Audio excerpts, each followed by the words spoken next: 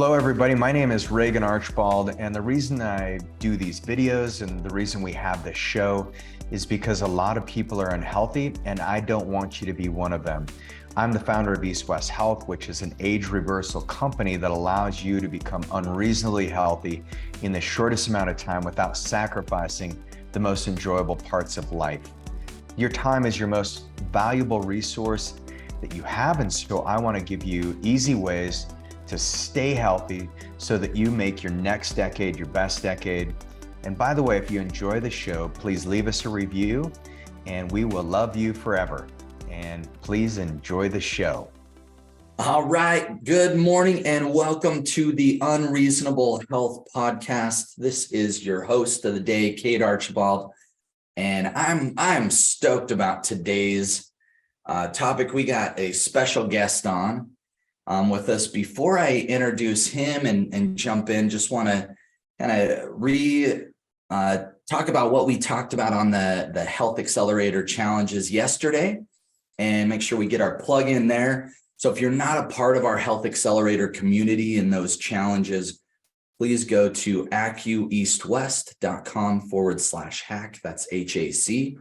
That's going to that way you can be involved in our weekly challenges. And if you're listening on our podcast channel, obviously those are being published on our podcast, so you're listening to those. But we publish those live every week, and you can participate a little more actively in those if you're not a part of that already. And so today, let's jump into the topic of the day, which is, or our guest is Trysten Slagowski. Trysten is our fitness advisor here at East West Health. He's put together just some amazing programs with every one of our patients. He does individualized, customized programs for achieving fitness. He'll work with some nutrition and macros as well. But really, he is just a genius at seeing where someone's at currently in their fitness level and helping them achieve their goals. And it's just a pleasure to work with this guy.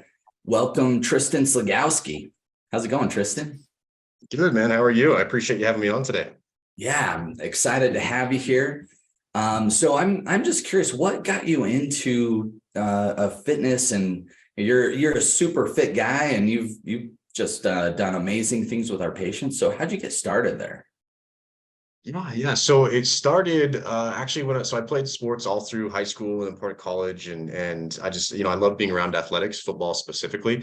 So obviously fitness has always been, a big portion of my life, just because you have to be in shape to play those sports. But when I got into college, I really, I started to take into account how fitness and, lifting weights and nutrition kind of went hand in hand. I decided, I saw much of my family had made some poor decisions up to that point. A lot of them were overweight, and I was seeing the effect that it had on them. And they would always tell me, if I could go back and do this, if I could go back and do this. And I realized that, I am in the place where they were currently saying they wish they could go back to, right? And so I need to start changing my choices in my lifestyle right now to make sure that when I get to where they are, I'm not looking back and I'm not making those comments saying, I wish I could go back and do this. I want to be as healthy as I can for as long as I can, which is, why I think I fit so well in here at East West, because longevity is our approach. And that's kind of what my approach to fitness and nutrition is. Oh man, I love that, and I just love the forward thinking there, because it takes like really brilliant minds to learn from someone else's mistakes, versus a lot of times we got to make our own mistakes. That's I went through my own kind of health journey to realize, oh man, I got to take care of my stuff, and so I think that's just an amazing attribute, and that's really cool. So sports, just really wanted to have that longevity mindset. Love that. So, and I know we're yesterday on the Health Accelerator challenges, we talked about the fitness 50 at age, fitness 25 at age 50. And so that was just an amazing tool. So you put that together with Reagan on that, and I'm just stoked. So I know like deadlift's a big thing of yours. So I want to know like what And maybe we'll start with that question is why do you like deadlifts so much? They hurt. Yeah, great question. Great question. So yeah, Reagan came to me and, he had his Fitness 50 to Age 100 tool for quite some time before I ever came into the picture. And that was a great tool. And him and I have even worked together to revise that even, right? I mean, I'm sure you have a lot of people have seen it on there and, I've seen it on there. There was something like 50 burpees in under 2 minutes. And, as the fitness advisor, I decided that I wasn't going to ask anybody to do anything that I myself couldn't do. And I consider myself to be in decent shape. And I went and tried 50 burpees in 2 minutes. And it almost killed me, right? And so I came to Reagan and I was like, you know what, man, maybe we need to revise a few of these parameters. So him and I worked together on that. And then he came to me and he goes, okay, now that, if someone's completing this, why not, take it a step further? So him and I worked in conjunction to develop that new fitness 25 at age 50 tool. And deadlifting is on there because in my opinion, I use this term all the time in the clinic, deadlifting until you die, right? It's one of the most functional movements that we can do in the human body. And a lot of people, when I say deadlift, their eyes light up and they say, oh, I can't do that. My doctor said don't do that, whatever the excuse may be, my back hurts, things like that. And I always tell them that the human body is designed to hinge at the hips. So the deadlift is essentially just what we call a hip hinge. That's the movement that the deadlift is. And so what I'm trying to teach people with the deadlift is functional movement. I'm never going to ask someone to be picking, 250, 300 pounds up off of the ground like we see in, competition. But I do want them to be able to functionally move. And more often than not, when you drop something on the ground, you're going to hinge at the hips to pick it up. We hear this term and we learned all through growing up that we want to lift with our legs, not our back. And that is true. And that's important in a deadlift. But I know very few people that will throughout the course of their entire life stop and go, okay, I dropped something on the ground. I need to squat. I need to pick it up. That's not going to happen, right? They're going to hinge at the waist and they're going to pick up that item, right? And so it doesn't take a lot of weight to really tweak that low back. And the QL, the quadratus lumborum that sits in that low back, that's a big primary mover in that hip hinge movement. It can take a lot of the load. And so the important part of the deadlift is I'm teaching you to recruit the entire posterior chain, which is just a fancy way of saying all the muscles down the backside of your body, in conjunction with that QL. So the QL will be active, the low back will be active, but I'm trying to get people to understand that that's okay. Let it be active. Just recruit these big muscles we have in the posterior part of our body to assist that QL. It doesn't need to take all the weight or do all the work on its own. And so that's kind of why I'm always preaching the deadlift and trying to teach people the importance of the deadlift. And it doesn't always have to look like what we see on TV or the internet, where we're picking up 500 pounds off of the ground. Yeah, you don't have to be able to deadlift a car. Right. But and I think that's super critical, because to your point, like if I'm going to go, pick up a box on my front porch, I'm not going to squat for it. I'm just going to, bend over and grab it. And so if you're strengthening those muscles on a regular basis, your risk for injury or anything is going to be just significantly lower. Just on this topic, and I know we want to get into quite a few other things, but that deadlifting is the one exercise that I used to do CrossFit pretty regularly. And I think 2 different times I injured myself doing deadlifts. It was, it's like, and it wasn't heavyweight. I think it was 135, but we were doing like 20 reps and it's like 5 rounds of something. And, you're just burning, hustling, trying to get through it. And, my core loosened up, exhausted, and like my low back, the right side, just blew out. So any advice for anyone, like if you're tired doing deadlifts, or any like special tips for me when I'm doing my deadlifts? Yeah, great question. So, that was, you kind of made my point without even me having to say anything, is so you injured it with CrossFit, right? And so again, I have a mass respect for CrossFit and CrossFit athletes. In fact, the challenge that me and Reagan are going into, the Murph is a CrossFit challenge. We can get into that a little bit later, but the problem with CrossFit is that individuals that aren't conditioned and trained to that level of intensity, and they go into CrossFit, if they're not monitored, correctly and very closely, which can become very difficult in a CrossFit setting, because more often than not, it's a class. You go into a very large gym. I believe they call it, a box or something like that is the term. The box. Yeah. Yeah, and so if you go into that, it's hard for the very educated and very intelligent trainers to watch you, I think, at an appropriate level. And so, yeah, as you said, you get fatigued, you get tired, and things start to be neglected immediately. And the first thing that goes is that core, is that low back, because at the end of the day, the point of CrossFit is taking what we call a compound movement or an Olympic style lift, so a deadlift, a squat, a bench, whatever it might be, and do as many reps as possible or complete as many as you can in a certain allotted number of minutes or seconds, right? And so what we're doing here is just slow down, right? When we can do CrossFit, right? It can serve a purpose. But if we don't have the condition and the training underneath our belt to be able to do it efficiently for, 10 reps, then we need to start there. And so there's actually a lot of, like, for when I had deadlift on a heavy day, my rest times are very, very important. Actually, the research shows us that, right around 3 to 4 minutes, which can be, a little bit nerve wracking or cause some anxiety because you feel like, oh, I'm not doing enough. Oh, I'm not doing enough. But the research shows us that there is some evidence out there that says, right around the 3 to 4 minute mark is when our body is able to recover as much as it's going to for that specific session or before our next set, right? So if I'm deadlifting heavy, I'm really taking advantage of my deadlifts and I'm training in that lower rep range. That doesn't mean that I can't train in both rep ranges. I might do some kind of hamstring exercise, like whether it's a curl or even a single leg movement later on in my lift where I'm doing 15, 16, 18 reps where my rest time is shortened. But if I'm focusing on a big compound movement such as the deadlift, that it really is a full body movement, I'm really taking advantage of that, rest time and slowing things down to make sure that I'm not injuring myself. Nice. All right. And that's it's funny you bring that up. This morning, actually, I was working out with Kevin. Yeah, I think you've met with him at least once. Yeah, great guy. And so and he actually referenced that same thing. I don't know if maybe you would talk to him about it, but yeah, because I'm kind of that mindset, like, all right, I did this set, now on to the next one. And if I'm that recovery time, my ADD and my drive starts kicking in. It's like, all right, I got to do the next thing. I can't just sit here and watch or whatever. And so he mentioned that to me as well. And it's like, okay, I got to take some time to recover before my next set. I think that's critical, especially that makes a lot of sense on the deadlifts is, it's just a massive movement where you're using almost like head to toe, or at least shoulders to toe muscle groups. So awesome. So those of you out there, if you're not doing deadlifts, learn how to do a deadlift and start working on it. Come see me. We got to learn how to do it correctly. I don't want anybody just to go into the gym and think that deadlifting is super, super easy. There's many steps that we take to make sure that it's done correctly and safely. Perfect.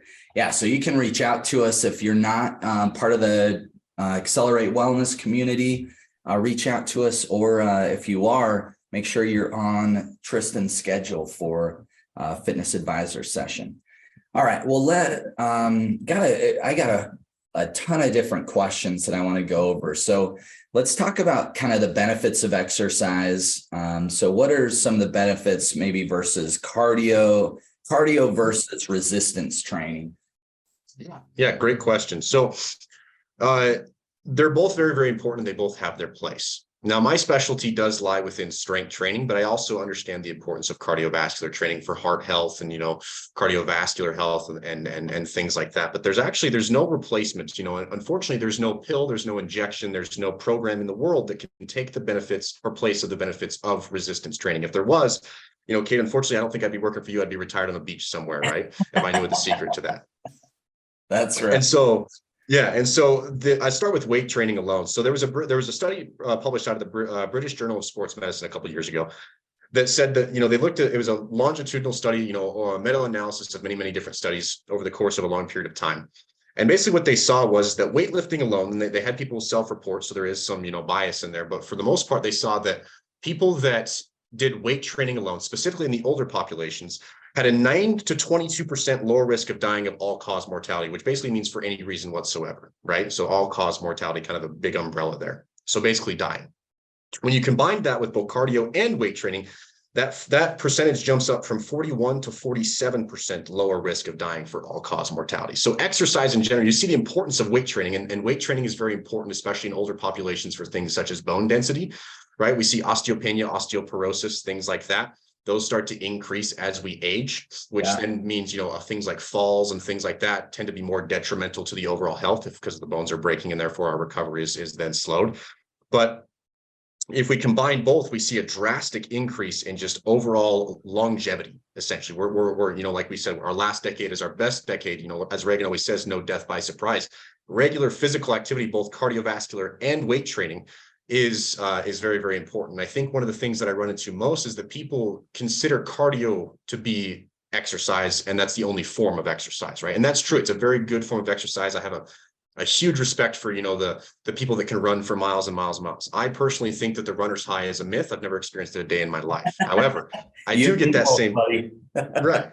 But I do get that same benefit from weight training. Those endorphins are still released from me.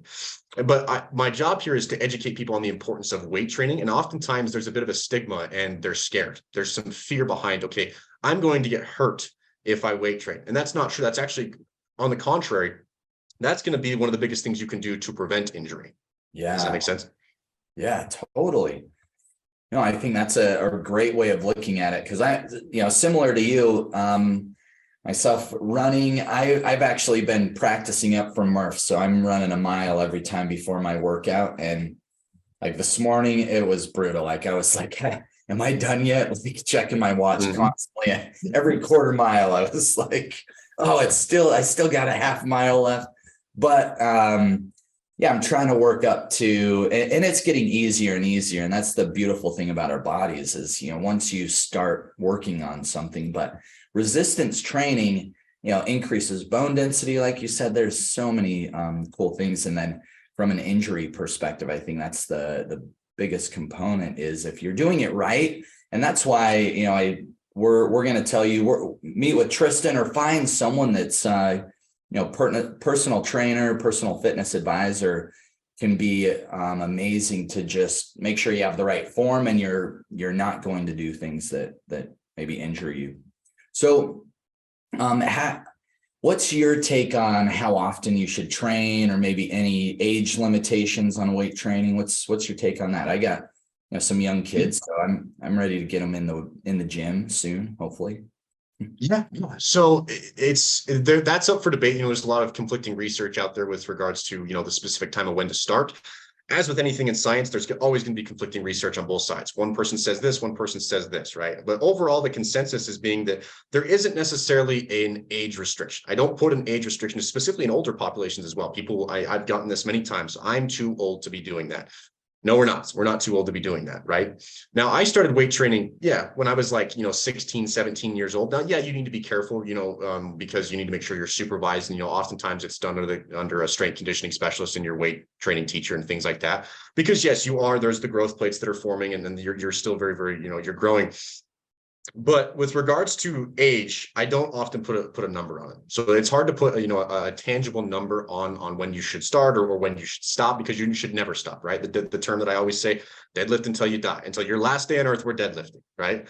But with regards to when you should or how long you should be training, that's up for debate as well. There's many studies that go back and forth in the prescription.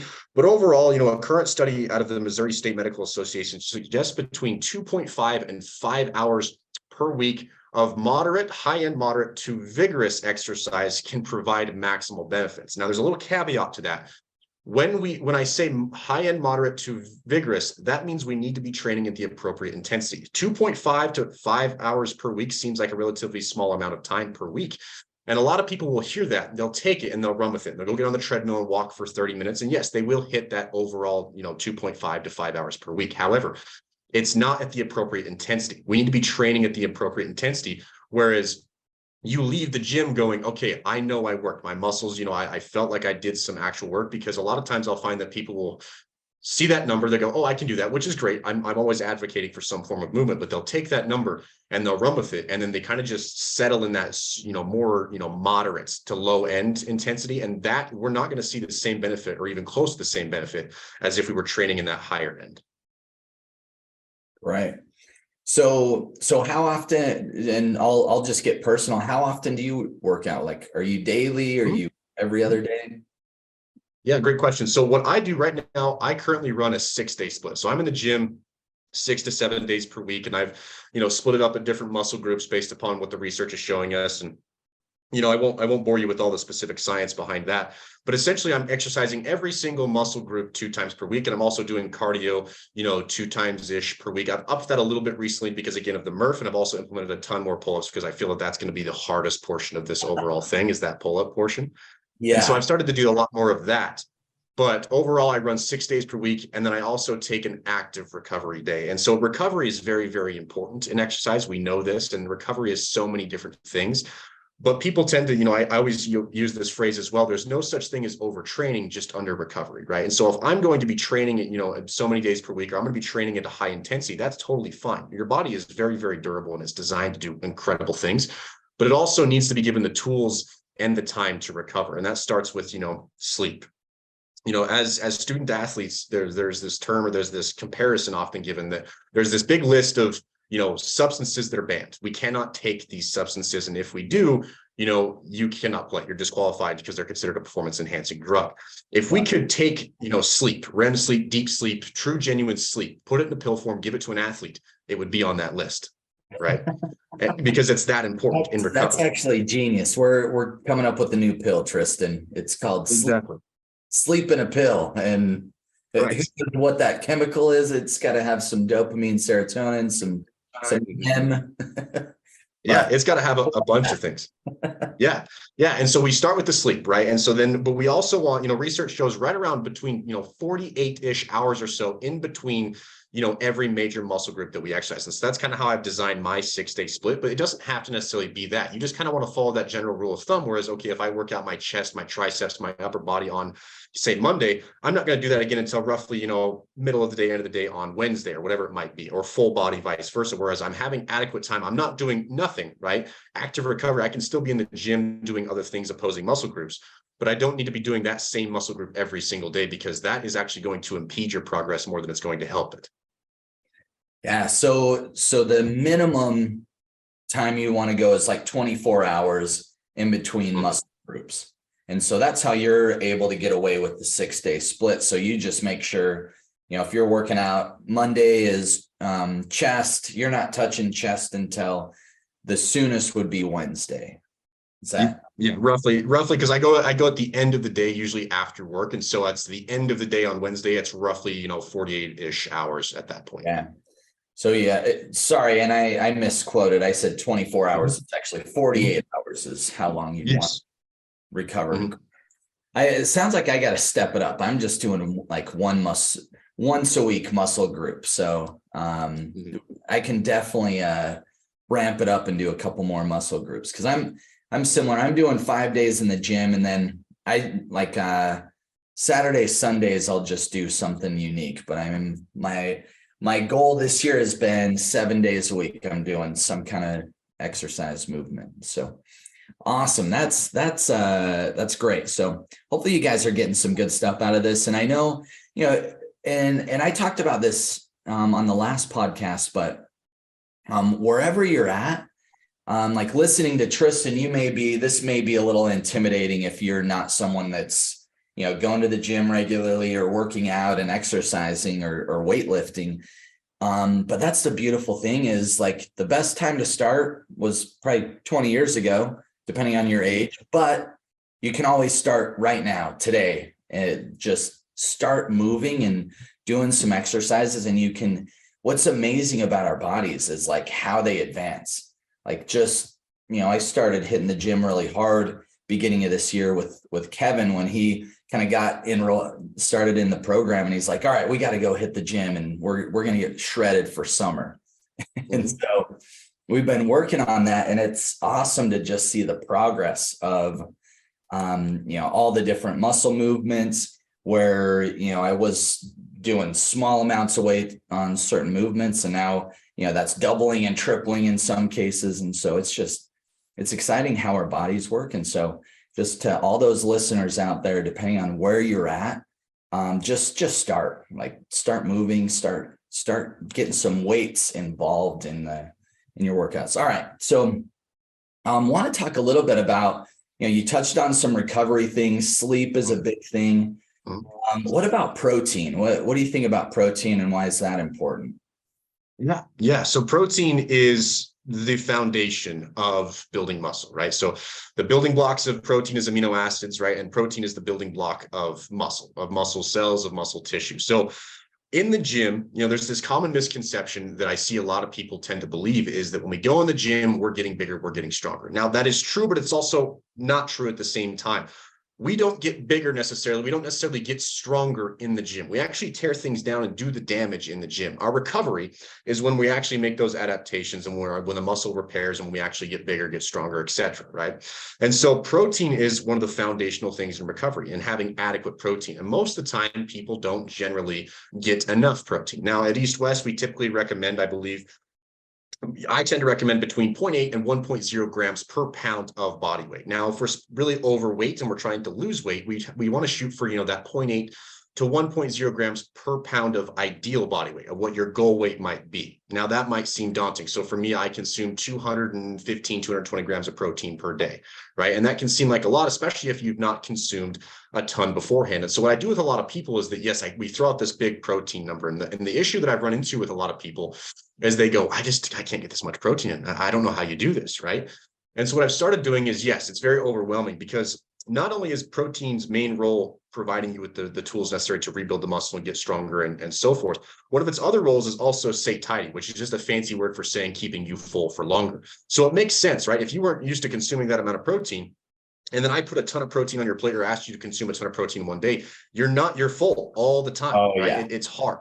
And so we want to incrementally increase that, just like with exercise. Okay, if you have to consume 200 grams of protein per day, give me 2 weeks where you're consuming 100. We'll bump it up to 120, 150. Let's incrementally introduce that protein content into your body. And I found that's been much more successful and much more doable for a lot of our clients and patients in eventually reaching that overall protein goal, because it really is, it's in my opinion, most important macronutrients. And it depends, there's a bunch of fad diets out there and whatever it is that you believe in. I'm not here to discredit any of that, but protein is what I prioritize above all. It's the easiest thing. Diet can get very complex very quick, but to make it as simple as possible, let's just prioritize the protein. And so long as there's no underlying metabolic conditions, such as prediabetes or metabolic syndrome or things like that, we can play with the carbs and fats at whatever you feel best with, right? But protein needs to be there in order for these adaptations, in order for you to get stronger and make progress in the gym. I love that. Yeah. And this is where I did the carnivore diet pretty much all of last year. And I just loved it because and what's crazy though, is when Reagan started talking about the grams of protein, like I still was probably just barely, and that was me going full carnivore, barely hitting my protein number. Whereas once I kind of learned that and started tracking my grams of protein, I realized like, oh man, there's a lot of times where I just don't get enough protein in, and especially if you're exercising and working out, recovery is going to be a lot more challenging. And so I think protein is, it was just really intriguing to hear how much it is, and prioritizing that it's kind of crazy. All right. So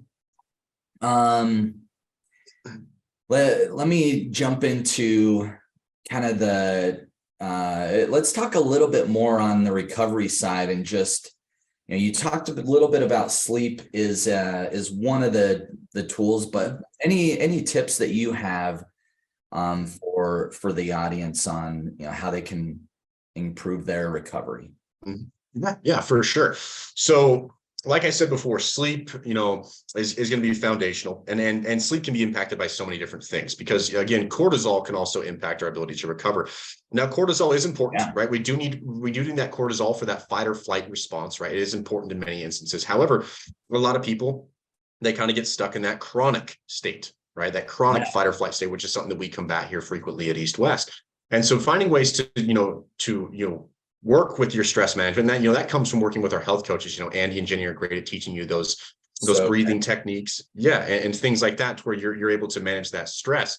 But it's also, protein intake.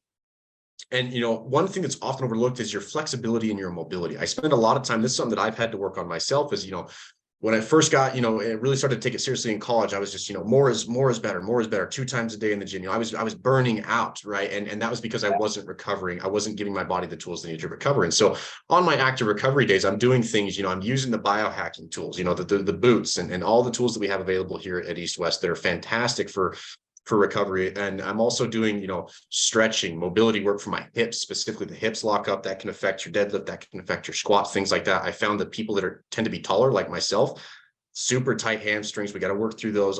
Everyone has, something they could be working on. And that's often overlooked because at the end, you see, okay, I just want bigger muscles. I just want to push more weight around. I just want to do this, whatever it might be. I just want my body fat to drop. All are very, very important, all good goals to have. But it tends to, cause people to overlook some things that are really, really important in recovery. And so, sleep, protein intake, stress levels, as well as your mobility and your flexibility are all things that, in conjunction with each other are going to provide you with a much better way to recover, as opposed to maybe just taking one day off, not doing anything, and then just diving right back into it the next day. Yeah, no, that's great insight. So, do you typically, say if you're trying to, recover your legs, are you doing foam rollers? Is that like something that's in your kind of toolbox? Yes and no. So my personal belief, and I think there's a bit of a misconception around the foam roll. And so you'll see a lot of times people will say, oh, I need to foam roll. I hear all the time, my IT band, right? My IT band needs to be foam rolled. The IT band is a connective tissue that runs along the outside of our leg. We know that, right? And yes, IT band syndrome is very, very real. I know many people that suffer from it. However, the foam roll is just a big piece of foam and it's very dense. And yes, there are certain foam rolling techniques that I'll use actually as more of a warm-up tool as opposed to a recovery tool. But it takes the same amount of force to bend or manipulate that IT band as it does to bend the bumper of a car, right? And so that little foam roll is not going to do anything for, moving the tissue around. I did not know that. That's crazy. Yeah.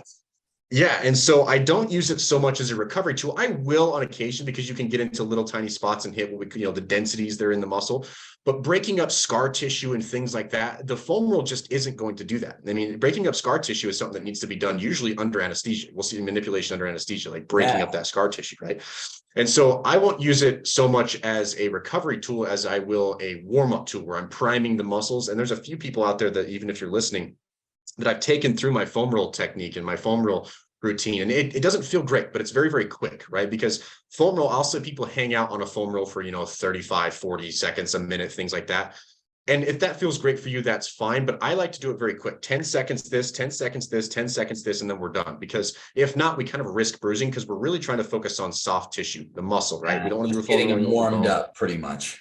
Yeah. So I have a routine that I generally do where I'm doing, my glute med and part of my hip, and then I'm doing my quads as well. You can even foam roll part of the lat here, which is something that I learned recently. And it gets easier over time, but it's a little bit uncomfortable to begin with, and it's helped a lot of people, especially when they go into that mobility training, to really unlock the hips, so to speak.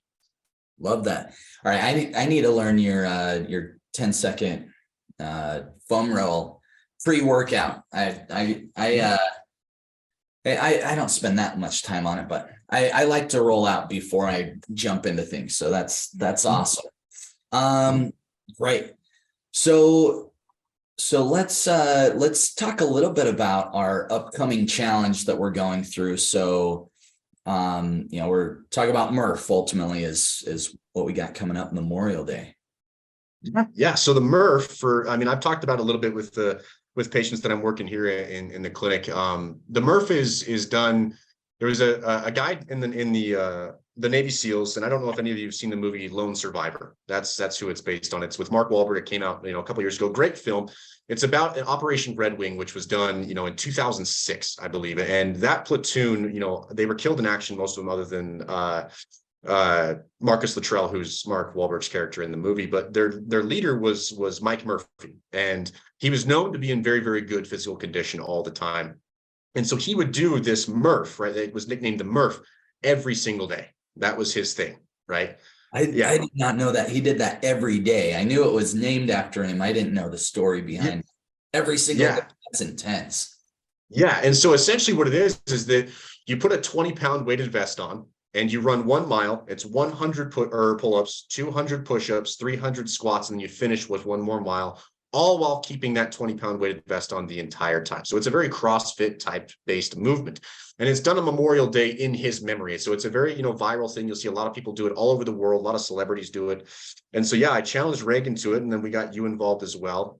We got Tucker going as well. And we also were, Reagan and I have been discussing this. We want everyone involved. So anybody that we work with, anybody that's, wants to come watch, whatever it might be, my goal is to, obviously there should be no competition. I'm going to blow everyone out of the water. That's my goal here. I don't want there to be even remotely a thought of who could have won, but I've been training really hard for it. Tristen's just a little bit competitive, if anyone's. I am just a little bit too competitive sometimes, but yeah, come out and watch, get involved. If you want to do it with us, reach out to me, reach out to Cade, reach out to Reagan, because we'd love to get as many people involved as we possibly can. There are ways to modify it. It does seem very scary, but the fact that you're even willing to show up and just try means everything. Yeah, love it. Well, yeah, and we'll have more details on that we'll probably send out and distribute, but is the plan to do it on Memorial Day, or are we going to do it like a day prior to that or that Saturday previous? Have you guys? Yeah, great question. We haven't ironed out the exact date. I was thinking maybe that weekend, that Saturday, Sunday, whatever it might be, whatever works best. We could do it on Memorial Day, just depending on what the hours of the clinic and stuff will be that day. But yeah, I'm closed that day. So. Yeah, we could definitely do it on Memorial Day. The location is still TBD as well. I'm sure we might even do it up, closer to Reagan or up in Midway, whatever works best. It doesn't take a lot of equipment. It just takes, a place to run and some pull-up bars. Yeah, so for sure. Awesome. Well, I'm excited for that. That'll be fun. So, I got a couple other questions that we have here that wanted to jump into, and we talked a little bit about the fitness 25 at age 50 tool. We didn't really talk about, and I guess you went through some of the differences between the age 50 or age 100. Fitness 50 at age 100. I always say that backwards. So just talk a little bit about that. Maybe walk everyone through how they could work with you on getting those benchmarks, because that was one of the challenges that we did in the previous podcast. Is the challenge this week is to get your whether you're, depending on your age, you can use the age 100 tool or the age 50. So, most of our clients and patients are closer to the age 50. And so, age 50 at, or age 25 at age 50. So fill out all your benchmarks, get those set. And I think, let's just talk a little bit about how that would look. And then just for everyone listening virtually, or if you're not an active patient of ours, send in, I think we had a downloadable on the page yesterday or the last podcast. And so fill out that form, send it in to us. If you don't have that, at least, shoot me an email or send an email to info@acueastwest.com to get that tool, and then work with Trysten on getting that set up. So Trysten, talk a little bit about how that looks, or how you'd walk someone, go through that with them. Yeah, great question. So essentially, the first things first is I want to establish a baseline, right? So we have these tools that exist. We have the Fitness 25 at age 50. We have the Fitness 50 at age 100. We have two great tools to really kind of put, a tangible measurement on your level of fitness. And we have different categories within those. You have your fit, fitter, fittest. And I even developed this whole t-shirt program that we do where, I award you a t-shirt with a specific color based upon, you hitting a specific metric. So you can really set yourself apart, because again, the competitor in me, the competition in me, I like to compete against those around me. And so being able to set yourself apart in your personal achievements is really, really important. I think drives a lot of people. And so what I want to do is I want to get a baseline first. Now you'll see, squats and deadlifts, dead hangs is super, super important. One thing that me and Reagan really like right now is the dead hang. We've implemented that in both. But I don't want to put you through any of these movements if I don't feel that you're ready for them, right? And so I want to establish a baseline metric with you first. So that's where our initial consultation, especially in person, is really, really important for me, because I'm able to see what you're capable of, where your current level of fitness is, and then we can work from there. Now, if you've proven to me, and we teach you how to deadlift and things like that, that you can handle it and we can do this safely, because again, I'm going to be monitoring this the whole time. It's done in front of me. Then we move into, okay, we're starting fit, right? Then we go to fitter, then we go to fittest. Now, the idea is that I kind of work down the list consecutively. Now, you can pass off these one at a time and eventually get your t-shirt, but I found it to be, a little bit more of just that much more of a challenge. If we can start at the top of the list and you knock out everything on that list in one go, right? And so usually we set it, block out an hour, my schedule, whatever it might be when you're ready to test, and we go down the list. Yep, just like this. Perfect. Yeah. So we start with the wall sit and or the isometric deadlift, and we just work all the way down the list in one go. That's my typical, approach to this. Now, if let's say you're in the wall sit and you hit, 150 seconds right off the bat, that's cool. You've already knocked off fittest, which means you've hit the other two. We can continue to work down through there. So I'll record where you are in all of these metrics, and you might be all over the place. You might be fit in some categories, fitter, fittest, whatever it might be.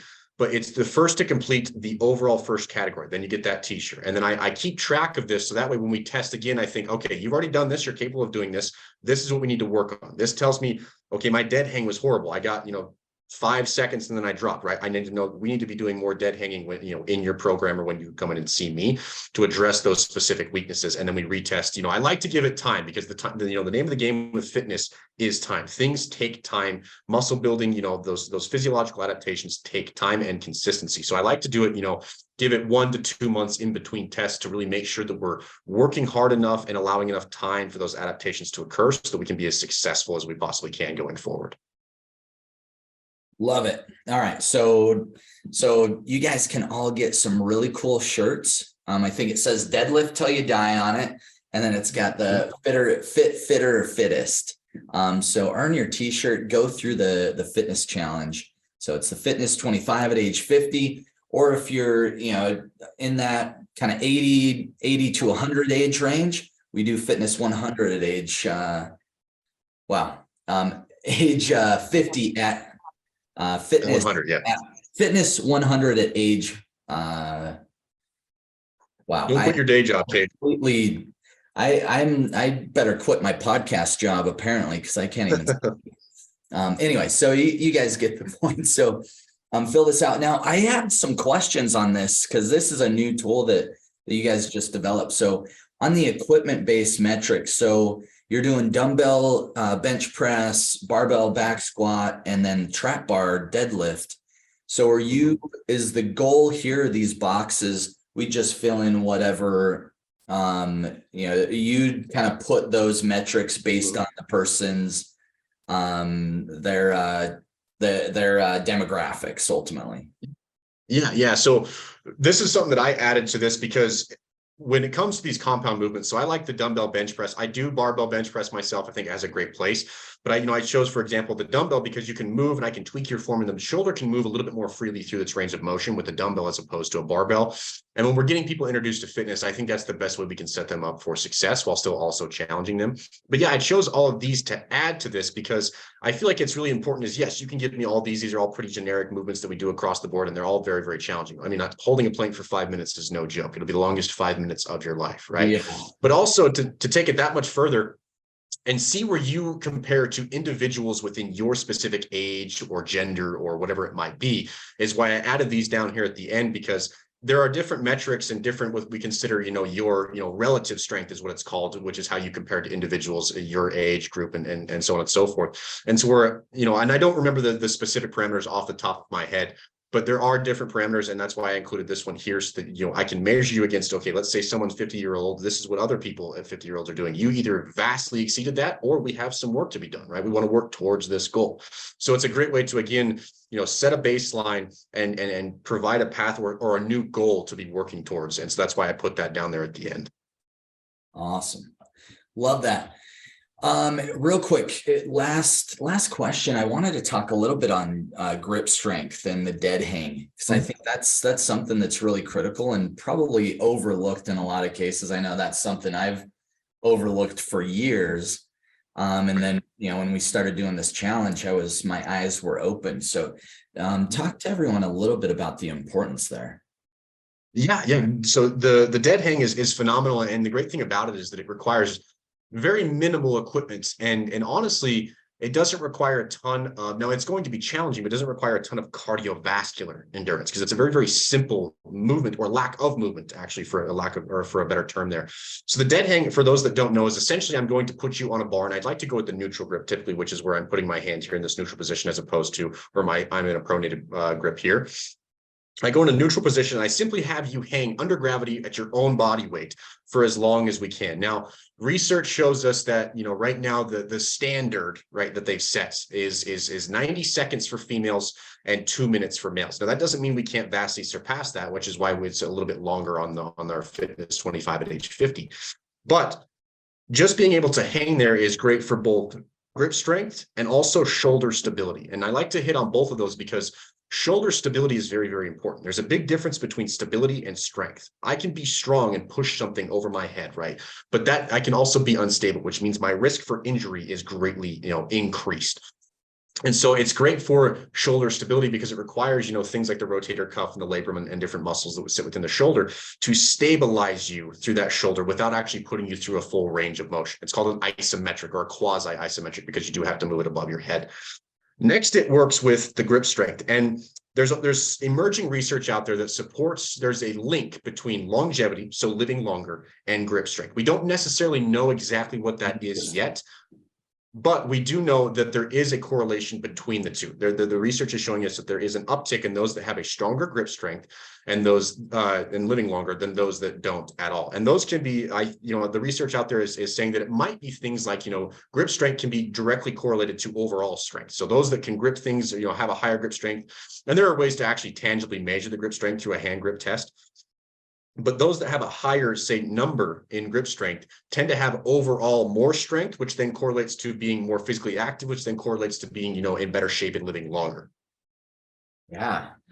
Awesome. Well, and the one thing I've realized, especially if you're just starting working out, if your grip strength's not there, it's really hard to do any other muscle group movements, at least upper body wise. And even like deadlifts, you can't hold on to the bar. No matter how strong your legs are if you can't hold on to it, right? So there's some really important components there that I think a lot of times that's overlooked. So awesome. Well, Trysten, I really appreciate you joining the show today. This has been awesome. Hopefully we'll probably have you on very soon. I'm sure we're going to get an encore request from all the listeners here, but really appreciate you coming on.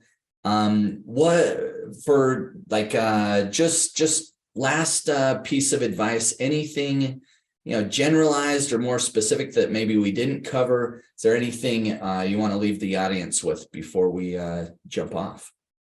Yeah. I mean, my last, overall, the overarching theme of everything we discussed today and just, fitness in general is let's just get moving, right? I mean, I talked about a lot of specific topics today. I talked about a lot of specific research and all of that remains true. And I love talking about it. It's very, very, I'm very passionate about it. But the overall arching theme here is just, let's just be physically active to some degree. And then we can worry about the specifics and getting into weight training and things like that, later on down the road. But let's just establish a consistent pattern of movement. And Reagan, I've mentioned this to Reagan a couple of times, and I mentioned this to people that I work with, and it can seem a little bit morbid, but it's very, very true. We stop moving, we die. And we die quicker, much, much quicker, right? And so we want to, here at East West Health, promote longevity. Our last decade is our best decade. Moving consistently on a consistent basis, whatever that might seem or mean to you, is very, very important. We're all busy. We all have the exact same amount of time in one day, whether, and I know that everyone has their own set of challenges and hurdles to overcome, but we need to prioritize physical activity to some degree. Give me something, let's just establish a habit, and then we can build upon that. Just get moving and get moving consistently. Love it. Awesome. Well, thanks so much, Trysten. Just for the audience here, what's the best way to connect with you if someone wants to, get involved in the maybe the Fitness 25 at age 50, any of those tools?